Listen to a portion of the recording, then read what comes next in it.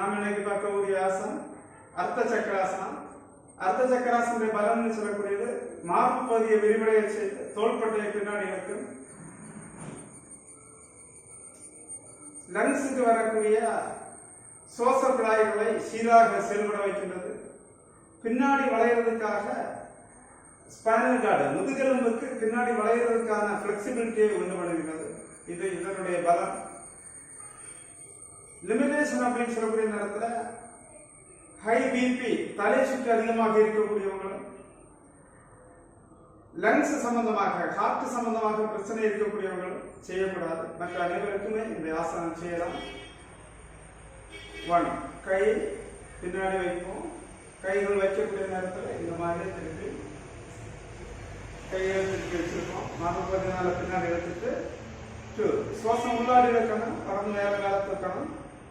அப்படியே பின்னாடி பெண்ட் பண்ணணும்.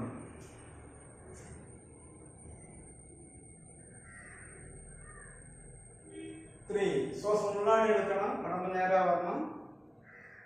4 கையை ரிலீஸ் பண்ணணும். நமஸ்தே.